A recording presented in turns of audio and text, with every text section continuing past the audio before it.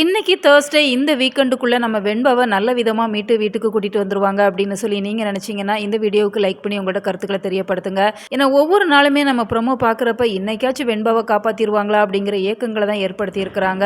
பாவம் அந்த குழந்தை அப்படி என்ன தான் பாவம் பண்ணாங்க? ஒரு ஸ்கூலில் ரன்னிங் காம்படிஷனில் கலந்துக்கணும், ஃபர்ஸ்ட் ப்ரைஸ் வின் பண்ணணும் அப்படிங்கிறத தவிர அந்த குழந்தை எந்த ஒரு தவறுமே பண்ணலை. அப்படிங்கிறப்ப ஏன் இவ்வளோ தண்டனை அப்படின்னு பார்க்குறப்ப ரொம்ப ரொம்ப கஷ்டமாக இருக்குது. மல்லியுமே எவ்வளவோ போராடி பார்த்தாங்க, இப்போ வெண்பாவை மீட்க முடியல. அதுபோல் இப்போ விஜயுமே ஏதாச்சும் ஒன்று பண்ணிடலாம் அப்படிங்கிற மாதிரி தான் அவங்களுமே சுற்றிட்டு இருக்கிறாங்க. இந்த சூழ்நிலையில் இப்போ மல்லி ப்ரெக்னெண்ட்டாக இருக்கிறாங்க அப்படிங்கிற விஷயத்த இப்போதைக்கு மல்லி விஜய்கிட்ட சொல்கிறதுக்கு வாய்ப்பே இல்லை. ஏன்னா விஜயை பொறுத்த வரைக்கும் மல்லியை சுத்தமாக வெறுத்துட்டாங்க அப்படின்னு தான் சொல்லணும்.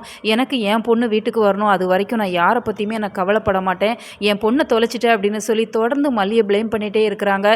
இந்த சூழ்நிலையில் நான் ப்ரெக்னென்ட் ஆகிருக்கிறேன் அப்படின்னு சொல்லி மல்லிக்கு விஜய்கிட்ட போய் சொன்னாங்க அப்படின்னு சொன்னால் விஜய் சந்தோஷப்படுவாங்கங்கிறீங்க? நிச்சயமாக இல்லை. எனக்கு என் குழந்தை இல்லை, இப்போ உன்னோட குழந்தைய நினச்சி நீ சந்தோஷப்பட்டுட்டு இருக்கிறியா?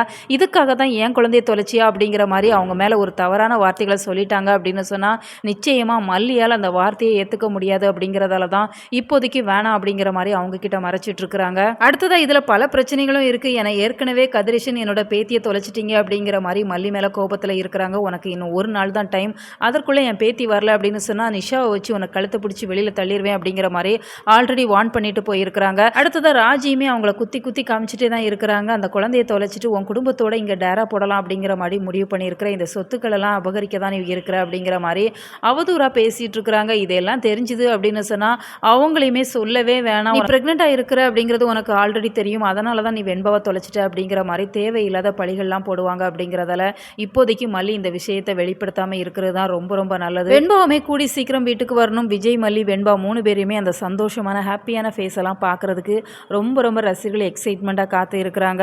ஸோ கூடிய சீக்கிரம் இது நடக்கும் அப்படின்னு சொல்லி தான் எதிர்பார்ப்பை ஏற்படுத்தியிருக்கிறாங்க. ஸோ வெயிட் பண்ணி பார்க்கலாம். உங்களோட கருத்துக்களை மறக்காமல் கமெண்ட் பாக்ஸில் தெரியப்படுத்துங்க.